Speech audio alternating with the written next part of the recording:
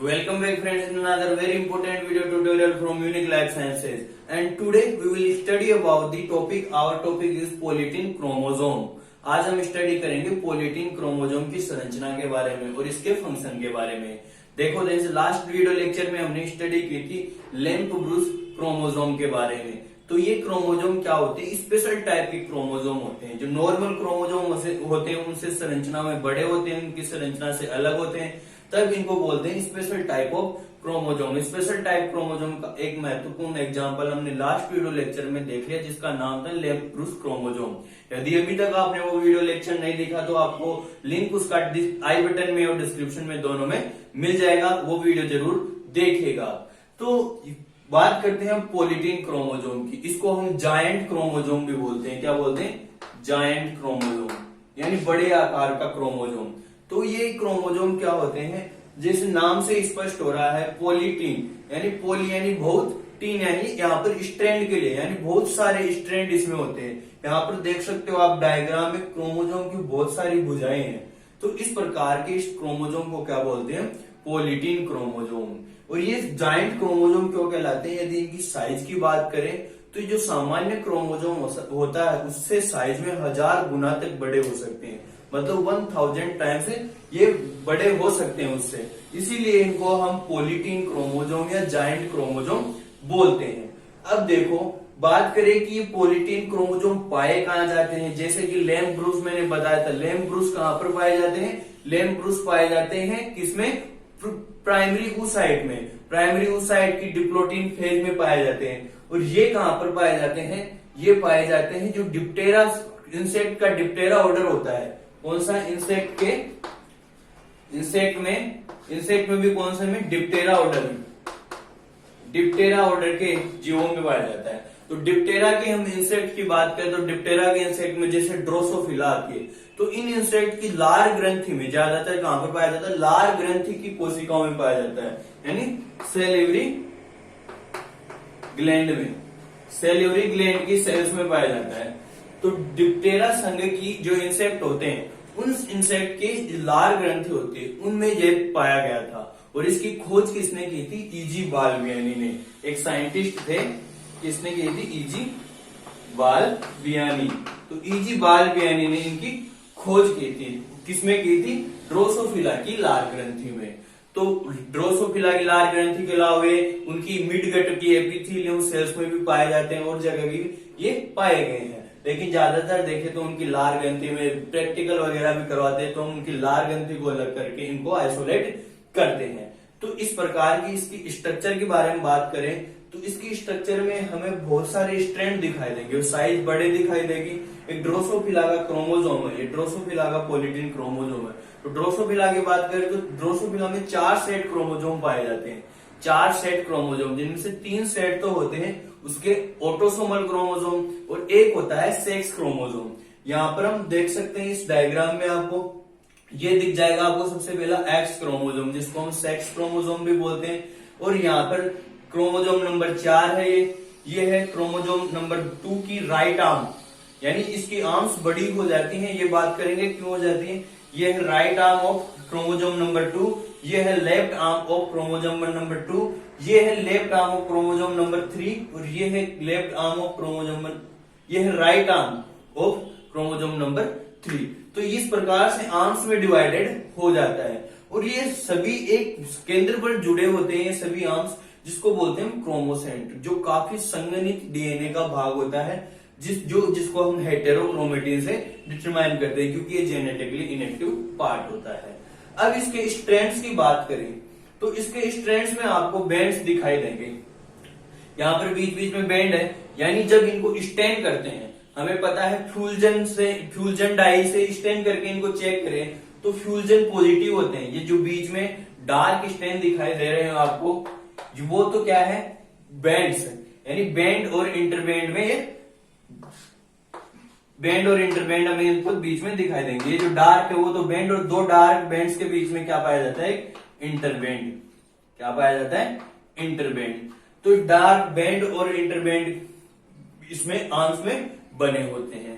ये बैंड्स होते हैं, वहां पर डीएनए ज्यादा मात्रा में पाया जाता है, आरएनए कम पाया जाता है। और इंटरबैंड की बात करें तो वहां पर आरएनए कम और डीएनए ज्यादा पाया जाता है।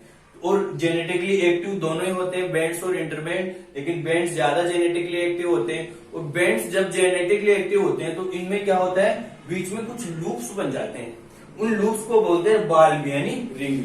ये टर्म काफी बार पूछा जाता है, बाल्ब यानी रिंग। तो ये बैंड्स होते हैं, बीच बीच में खुल जाते हैं, जब इनका ट्रांसक्रिप्शन होता है तो ये बैंड्स बीच में खुल जाते हैं, इस प्रकार से खुल जाते हैं। तो इस प्रकार का एक डायग्राम बनता है जिसको बोलते हैं हम बाल्ब यानी रिंग। क्या बोलते हैं, बाल्ब यानी रिंग या पफ्स, या तो पफ बोलते हैं इनको, पफ। तो इस प्रक्रिया को बोलते हैं पफिंग, यानी जब ये बैंड्स खुलते हैं ट्रांसक्रिप्शन के लिए तो इन बैंड्स को बोलते हैं हम पफ, यानी बाल्ब यानी पफ, इनका नाम दिया गया है। जिन क्यों खुलते हैं, क्योंकि जब इनको ट्रांसक्रिप्शन होता है तो ट्रांसक्रिप्शन के लिए क्या होता है, डीएनए को खुलना होता है, इसलिए वहां पर क्या होता है, डीएनए के स्ट्रैंड ज्यादा ओपन हो जाते हैं, ओपनिंग होती है तो लूप्स बनते हैं, उन लूप्स को हम बोलते हैं बाल्ब यानी पफ या रिंग।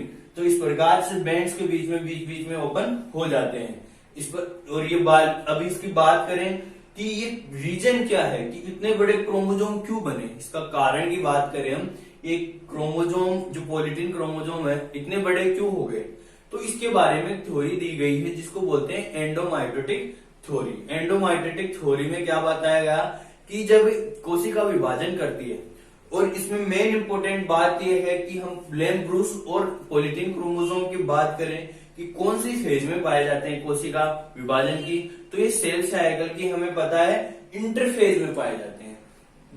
लेम ब्रूस कौन से फेज में पाए जाते हैं, प्रोफेज फर्स्ट मियोसिस की, प्रोफेज फर्स्ट में डिप्लोटीन में, और ये कौन से में पाए जाते हैं, हमें इंटरफेज में पूरी संरचना इस प्रकार की दिखाई देती है सेल साइकिल में।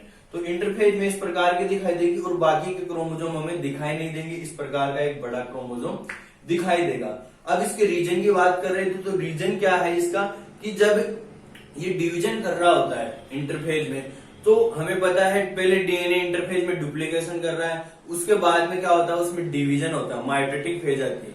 लेकिन क्या होता है, ये जब डुप्लीकेशन करते रहते हैं लेकिन सेपरेट नहीं हो पाते, अलग न्यूक्लियस नहीं बन पाते।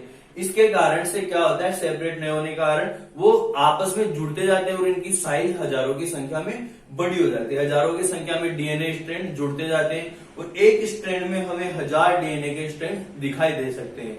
तो क्रोमोजोम बड़े साइज के हो जाते हैं, इसीलिए हम ये मल्टी स्ट्रैंड या एंडोमाइटोटिक इसका रीजन। आपको समझ में आया कि जब कोशिका में विभाजन होता है तो डीएनए डुप्लीकेशन करता है, लेकिन ये डुप्लीकेशन करके वो अलग अलग हो जाते हैं दोनों भाग, लेकिन इसमें अलग नहीं हो पाते हैं और कई बार डिवीजन करता रहता है। मल्टीपल टाइम डिवीजन करने से उसकी साइज, क्रोमोजोम की साइज बड़ी हो जाती है और इस प्रकार का एक बड़ा आकार का जायंट क्रोमोजोम बनता है जिसको बोलते हैं पॉलीटीन क्रोमोजोम। जो डिप्टेरा संघ के जो इंसेक्ट होते हैं, डिप्टेरा ऑर्डर के, उस इंसेक्ट की लार ग्रंथि में सामान्य रूप से पाए जाते हैं। अब इसके फंक्शन की बात करें तो फंक्शन भी इसी से रिलेटेड है। जो डिप्टेरा का जो लार्वा होता है, ड्रोसोफिला का लार्वा होता है, उसमें क्या होता है कि जब वो लार्वा स्टेज में रहता है तो उसको उसी टाइम में क्या होता है, उसकी लार ग्रंथियों में ग्लू बनने लगता है, एक म्यूकोप्रोटीन बनने लगती है। वो प्रोटीन बनाने को, ज्यादा मात्रा में प्रोटीन बनेगी तभी वो अपना फंक्शन कर पाएगा, इसलिए ज्यादा मात्रा में वो प्रोटीन बनाने का कार्य करता है, इसलिए लार ग्रंथि में पाया जाता है। इसके और भी फंक्शन है कि ज्यादा मात्रा में जो प्रोटीन का निर्माण करता है, आरएनए का निर्माण करता है और एक सेल की साइज को बढ़ाता है, न्यूक्लियस के भाग को बढ़ाता है। तो इस प्रकार की होती है पॉलीटीन क्रोमोजोम की स्ट्रक्चर। सामान्य स्ट्रक्चर से थोड़ा बड़ी स्ट्रक्चर होती है और बहुत सारे स्ट्रैंड इसमें होते हैं, इसीलिए इसका नाम पॉलीटीन क्रोमोजोम पड़ा। आपको याद रखने की बातें कौन सी है, इसमें याद रखना आपको पॉलीटीन क्रोमोजोम कौन से जीवों में पाया जाता है,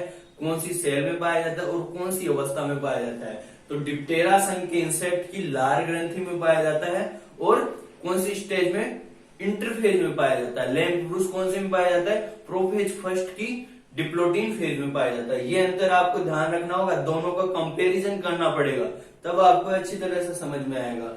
तो ये था हमारा पॉलीटीन क्रोमोजोम। आई होप ये लेक्चर आपको समझ में आ गया होगा, पॉलीटीन क्रोमोजोम क्या है, यदि अभी भी कोई डाउट रह रहा है तो आप कमेंट करके पूछे मुझसे। और यदि आपको वीडियो अच्छा लगा तो वीडियो को लाइक कीजिए, यदि आप चैनल पर नए हैं तो चैनल को सब्सक्राइब कर लीजिए और अपने फ्रेंड्स के साथ ज्यादा से ज्यादा शेयर कीजिए। तो मिलते हैं इसी प्रकार के नेक्स्ट वीडियो लेक्चर में, तब तक के लिए धन्यवाद। जय हिंद, जय भारत।